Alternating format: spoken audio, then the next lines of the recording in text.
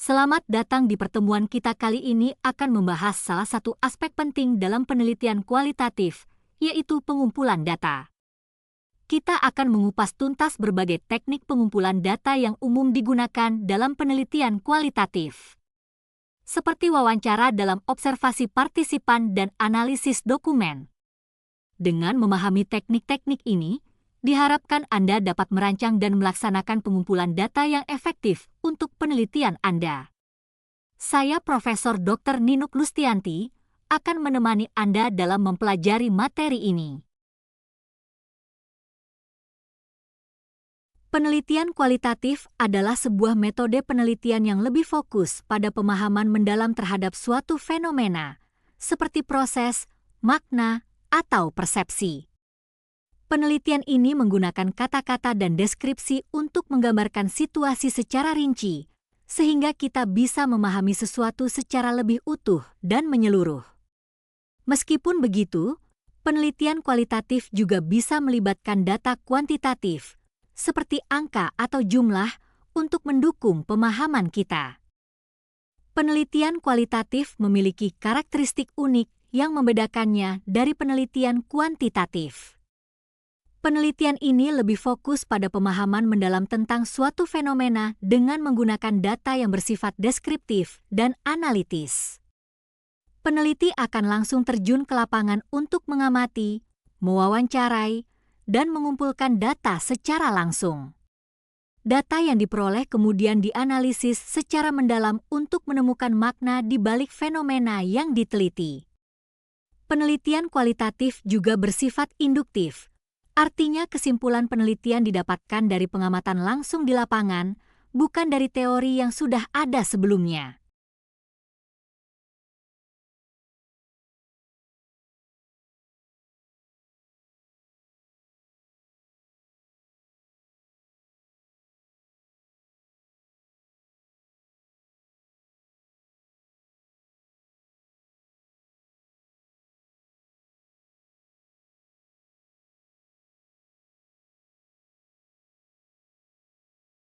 Dimulai dari peneliti yang tertarik pada suatu objek penelitian tertentu, kemudian melalui serangkaian proses pengumpulan dan analisis data, peneliti akan memperoleh hasil penelitian. Hasil penelitian ini kemudian dirangkum dan dilaporkan untuk dikomunikasikan kepada orang lain. Diagram di atas menggambarkan teknik-teknik yang umum digunakan dalam pengumpulan data kualitatif. Setelah peneliti menentukan objek penelitiannya, langkah selanjutnya adalah mengumpulkan data. Data kualitatif umumnya diperoleh melalui observasi langsung, wawancara mendalam, analisis dokumen, atau perekaman. Setelah data terkumpul, peneliti perlu melakukan pemeriksaan keabsahan data untuk memastikan kualitas data yang diperoleh. Teknik triangulasi dan konfirmabilitas sering digunakan untuk meningkatkan keabsahan data dalam penelitian kualitatif. Observasi adalah salah satu teknik pengumpulan data dalam penelitian kualitatif yang melibatkan pengamatan langsung terhadap suatu fenomena atau peristiwa. Ada beberapa jenis observasi, yaitu observasi partisipatif. Peneliti tidak hanya mengamati, tetapi juga terlibat langsung dalam aktivitas yang diamati. Observasi terus terang.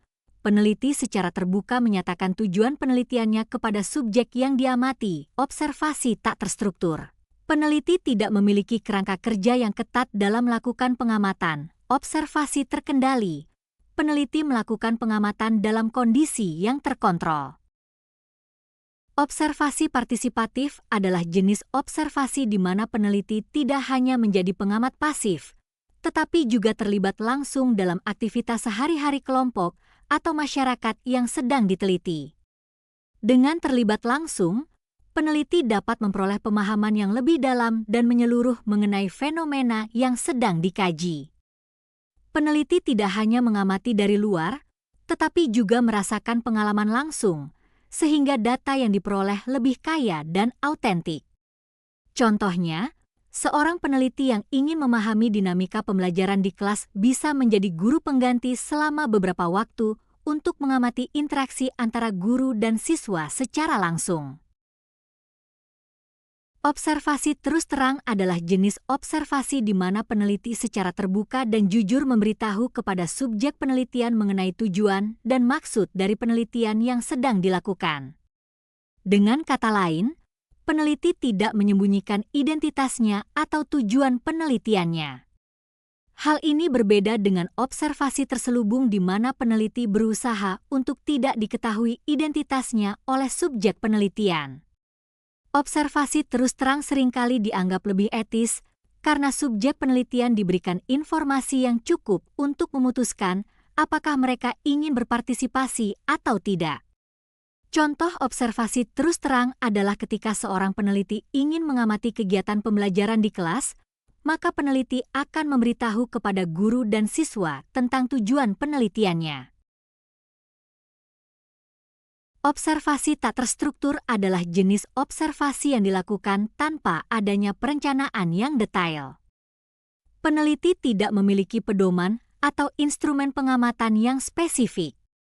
Observasi ini biasanya dilakukan pada tahap awal penelitian, ketika peneliti masih ingin mendapatkan gambaran umum atau eksplorasi awal tentang fenomena yang sedang diteliti. Karena sifatnya yang fleksibel, observasi tak terstruktur memungkinkan peneliti untuk lebih terbuka terhadap temuan-temuan yang tidak terduga. Namun, kelemahannya adalah data yang diperoleh mungkin kurang sistematis dan sulit untuk dibandingkan. Contohnya, seorang peneliti yang ingin mempelajari budaya suatu komunitas dapat melakukan observasi tak terstruktur dengan hanya mengamati kehidupan sehari-hari masyarakat tanpa memiliki daftar pertanyaan atau fokus pengamatan yang jelas. Observasi terkendali adalah jenis observasi di mana peneliti tidak hanya mengamati, tetapi juga mengontrol atau memanipulasi kondisi atau variabel tertentu dalam situasi yang sedang diamati. Peneliti akan memilih subjek penelitian tertentu dan menciptakan kondisi yang spesifik untuk mengamati bagaimana subjek tersebut bereaksi atau berperilaku. Dengan kata lain, peneliti berusaha untuk menciptakan lingkungan yang terkontrol agar dapat mengisolasi variabel-variabel yang ingin diteliti. Contohnya, seorang peneliti yang ingin mengetahui pengaruh jenis musik terhadap konsentrasi belajar dapat menciptakan kondisi eksperimen di mana sekelompok siswa belajar sambil mendengarkan musik klasik, sementara kelompok lainnya belajar dalam kondisi hening.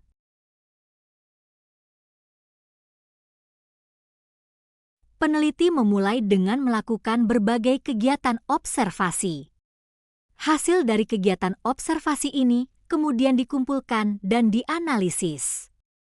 Analisis sementara dari hasil observasi ini akan menjadi dasar untuk merencanakan kegiatan penelitian selanjutnya, seperti pengumpulan data tambahan atau penyesuaian metode penelitian.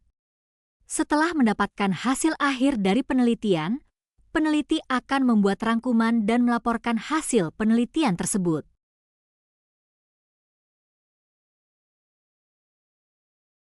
Wawancara adalah teknik pengumpulan data yang melibatkan percakapan langsung antara peneliti dan responden. Wawancara dapat dilakukan secara terstruktur, dengan pertanyaan yang sudah disiapkan sebelumnya, atau tidak terstruktur, dengan pertanyaan yang lebih fleksibel dan disesuaikan dengan situasi.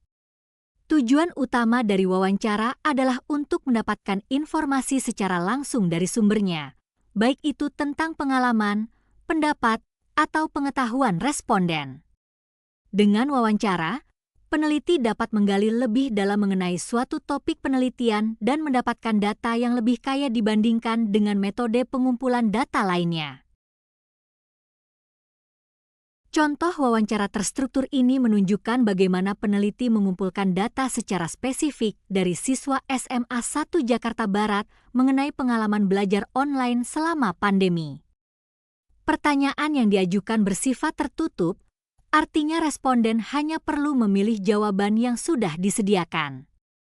Hal ini memungkinkan peneliti untuk mengumpulkan data yang mudah dianalisis secara kuantitatif. Namun, perlu diingat bahwa dengan menggunakan wawancara terstruktur, peneliti mungkin kehilangan informasi yang lebih mendalam atau nuansa yang tidak tercakup dalam pilihan jawaban yang terbatas. Contoh wawancara terstruktur ini menunjukkan bagaimana peneliti mengumpulkan data dari sekelompok masyarakat mengenai kenaikan iuran BPJS Kesehatan. Pertanyaan yang diajukan bersifat tertutup dengan pilihan jawaban yang terbatas, seperti ya atau tidak. Ini memungkinkan peneliti untuk mengumpulkan data yang mudah dikategorikan dan dianalisis secara kuantitatif. Namun, dengan menggunakan pertanyaan tertutup, peneliti mungkin kehilangan informasi yang lebih mendalam atau alasan di balik jawaban responden. Transkrip wawancara terstruktur ini menyajikan percakapan antara pewawancara dan seorang mahasiswa yang sedang menempuh studi di Solo. Pertanyaan-pertanyaan yang diajukan fokus pada alasan mahasiswa memilih untuk kuliah di Solo, serta perbandingannya dengan tempat tinggal asalnya di Jambi. Jawaban mahasiswa memberikan gambaran tentang faktor-faktor yang mempengaruhi keputusan kuliah, seperti kualitas pendidikan, pengaruh keluarga, dan lingkungan sosial. Wawancara ini menunjukkan bagaimana metode wawancara terstruktur dapat digunakan untuk mengumpulkan data kualitatif yang spesifik dan terarah. Penelitian ini bertujuan untuk memahami kesulitan yang dialami orang tua dalam mendampingi anak belajar di rumah selama pandemi COVID-19.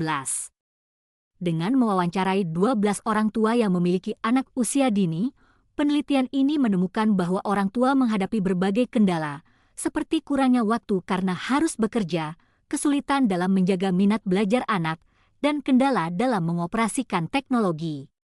Hasil penelitian ini memberikan gambaran yang jelas tentang tantangan yang dihadapi orang tua dalam situasi pandemi dan dapat menjadi dasar untuk pengembangan program dukungan bagi orang tua. Metode dokumentasi adalah cara mengumpulkan data dengan memanfaatkan berbagai jenis dokumen yang sudah ada. Dokumen-dokumen ini bisa berupa catatan, surat kabar, laporan, atau bahkan artefak visual seperti foto atau video. Dengan menganalisis dokumen-dokumen ini, peneliti dapat memperoleh informasi berharga tentang peristiwa masa lalu, perilaku individu atau kelompok, serta tren atau perubahan sosial. Metode ini sangat berguna dalam penelitian kualitatif karena memungkinkan peneliti untuk menggali informasi yang mendalam dan kontekstual. Namun, peneliti perlu memiliki pemahaman yang baik tentang konteks sejarah dan sosial di mana dokumen tersebut dihasilkan agar dapat menginterpretasikannya secara akurat. Metode dokumentasi adalah teknik pengumpulan data kualitatif yang memanfaatkan berbagai jenis dokumen sebagai sumber informasi. Dokumen-dokumen ini bisa berupa teks tertulis, gambar, video, atau rekaman audio yang dapat memberikan bukti atau penjelasan tentang suatu fenomena yang sedang diteliti. Dengan menganalisis dokumen, peneliti dapat memperoleh data yang kaya dan mendalam, serta mengkonfirmasi informasi yang diperoleh dari sumber data lainnya seperti wawancara atau observasi. Penggunaan dokumen dalam penelitian kualitatif memungkinkan peneliti untuk memperoleh pemahaman yang lebih komprehensif mengenai suatu topik penelitian. Teknik pengkajian isi dokumen merupakan metode yang sangat berguna dalam penelitian, terutama penelitian kualitatif. Menurut Guba dan Lincoln, dokumen memiliki beberapa keunggulan. Pertama, dokumen bersifat stabil dan kaya informasi, sehingga dapat diandalkan sebagai sumber data. Kedua, dokumen dapat berfungsi sebagai bukti untuk mendukung temuan penelitian. Ketiga, dokumen memiliki nilai ilmiah dan relevan dengan konteks penelitian. Keempat, dokumen bersifat tidak reaktif, artinya keberadaan dokumen tidak terpengaruh oleh kehadiran peneliti. Terakhir, dokumen dapat membuka peluang bagi peneliti untuk memperoleh pengetahuan baru yang sebelumnya belum diketahui. Dengan demikian, pengkajian isi dokumen menjadi salah satu alat yang ampuh untuk menggali informasi yang mendalam dan akurat dalam sebuah penelitian.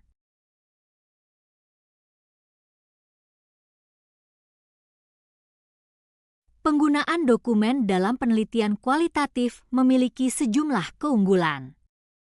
Pertama, dokumen dapat menghemat waktu, tenaga, dan biaya dibandingkan dengan metode pengumpulan data lainnya.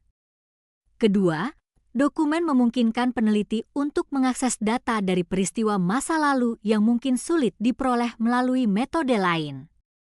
Ketiga, keberadaan dokumen dapat meminimalisir risiko kehilangan data akibat lupa, kecuali dokumen tersebut hilang. Terakhir, dokumen memudahkan peneliti untuk memverifikasi akurasi dan kelengkapan data yang diperoleh. Dengan demikian, dokumen menjadi sumber data yang sangat berharga dalam penelitian kualitatif. Teknik pengkajian isi dokumen melibatkan analisis terhadap berbagai jenis dokumen, baik dokumen pribadi maupun dokumen resmi. Dokumen pribadi mencakup catatan pribadi, surat, foto, video, karya seni, dan biografi yang dapat memberikan wawasan tentang individu atau kelompok tertentu. Sementara itu, dokumen resmi meliputi laporan, peraturan, data statistik, dan arsip-arsip institusi yang dapat memberikan gambaran tentang organisasi, kebijakan, atau peristiwa sejarah. Dengan menganalisis kedua jenis dokumen ini, peneliti dapat memperoleh data yang kaya dan mendalam untuk memahami suatu fenomena atau menjawab pertanyaan penelitian. Teknik pengkajian isi dokumen melibatkan analisis terhadap berbagai jenis dokumen. Menurut Ratna, 2010, sumber data berupa dokumen dapat dikategorikan menjadi 3 jenis utama. Pertama, dokumen tertulis seperti buku, surat kabar, catatan harian, dan biografi. Kedua, dokumen visual seperti foto, lukisan, dan film.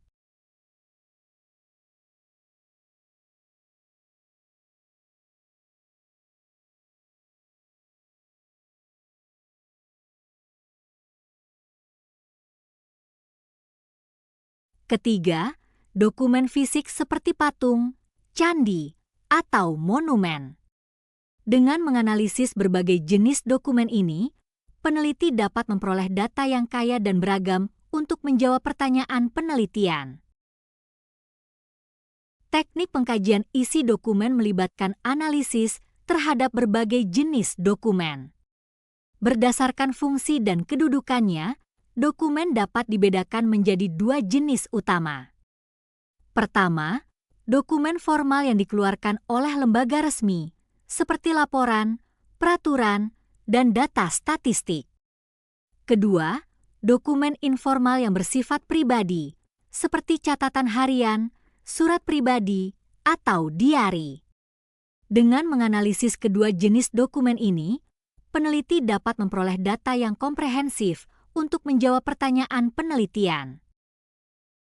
Dalam teknik pengkajian isi dokumen, validitas data yang diperoleh sangat penting. Dokumen yang digunakan sebagai sumber data harus memenuhi beberapa persyaratan, yaitu otentik, asli dan bukan palsu, kredibel, dapat dipercaya, representatif, mewakili populasi yang diteliti, dan bermakna, relevan dengan tujuan penelitian. Dengan memenuhi persyaratan ini, peneliti dapat memastikan bahwa data yang diperoleh dari dokumen dapat diandalkan dan memberikan hasil penelitian yang akurat. Penelitian ini menggunakan pendekatan etnografi untuk mengkaji pembelajaran membaca dan menulis di kelas awal. Metode etnografi, seperti yang dijelaskan oleh Spradley, melibatkan pengamatan mendalam terhadap perilaku manusia dalam konteks budaya tertentu. Dalam penelitian ini, peneliti akan mengamati langsung aktivitas pembelajaran di kelas, melakukan wawancara dengan guru dan siswa, serta menganalisis berbagai dokumen terkait. Tujuannya adalah untuk mendapatkan gambaran yang komprehensif tentang bagaimana proses pembelajaran membaca dan menulis berlangsung di kelas awal, termasuk faktor-faktor yang mempengaruhi keberhasilannya.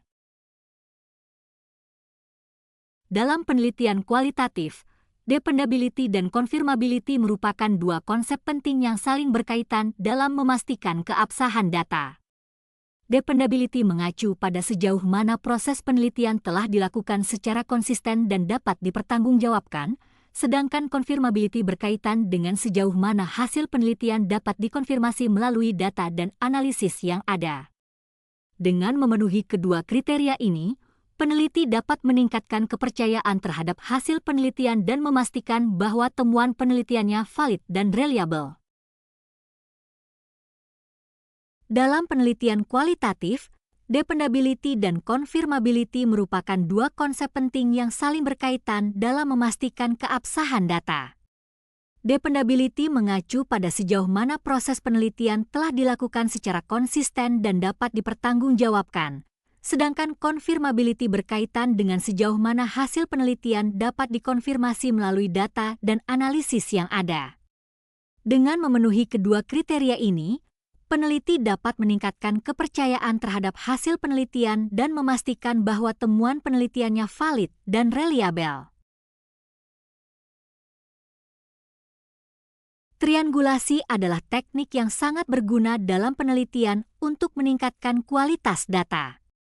Dengan menggunakan triangulasi, peneliti dapat memeriksa data dari berbagai sudut pandang, sehingga dapat meningkatkan kepercayaan terhadap hasil penelitian. Beberapa jenis triangulasi yang umum digunakan adalah triangulasi sumber, waktu, dan teori. Masing-masing jenis triangulasi memiliki cara kerja yang berbeda, namun tujuan akhirnya sama, yaitu untuk memastikan bahwa data yang diperoleh akurat dan dapat diandalkan. Triangulasi peneliti dan triangulasi metode adalah dua teknik yang digunakan untuk meningkatkan kualitas data dalam penelitian. Triangulasi peneliti melibatkan penggunaan lebih dari satu peneliti dalam mengumpulkan data, sehingga dapat memperkaya perspektif dan mengurangi bias. Sementara itu, triangulasi metode melibatkan penggunaan berbagai teknik pengumpulan data, seperti wawancara, observasi, dan dokumentasi untuk memperoleh data yang lebih lengkap. Dengan menggabungkan kedua teknik ini, peneliti dapat memperoleh data yang lebih valid, reliable, dan dapat diandalkan. Untuk memastikan kualitas data yang diperoleh, peneliti perlu melakukan beberapa langkah pengecekan. Salah satu langkahnya adalah dengan melibatkan informan untuk memvalidasi data yang telah dikumpulkan. Selain itu, peneliti juga dapat meminta pendapat dari ahli atau rekan sejawat untuk mendapatkan masukan yang lebih objektif. Tujuan dari proses ini adalah untuk memastikan bahwa data yang diperoleh sudah akurat, relevan, dan dapat diandalkan, sehingga dapat meningkatkan kepercayaan terhadap hasil penelitian. Data merupakan bahan baku utama dalam sebuah penelitian. Kualitas data yang baik akan menghasilkan kesimpulan yang valid dan dapat diandalkan. Proses pengumpulan data harus dilakukan dengan cermat dan teliti, diikuti dengan proses pemeriksaan dan validasi data untuk memastikan kualitasnya. Dengan demikian, peneliti dapat memperoleh hasil penelitian yang akurat dan bermakna. Dengan memahami berbagai teknik pengumpulan data kualitatif, Anda akan lebih siap untuk melakukan penelitian yang mendalam dan menghasilkan temuan yang bermakna. Terapkanlah ilmu yang telah kita pelajari ini dalam penelitian Anda. Jika Anda mengalami kesulitan, jangan ragu untuk meminta bantuan. Sampai jumpa pada pertemuan berikutnya, di mana kita akan membahas analisis data kualitatif.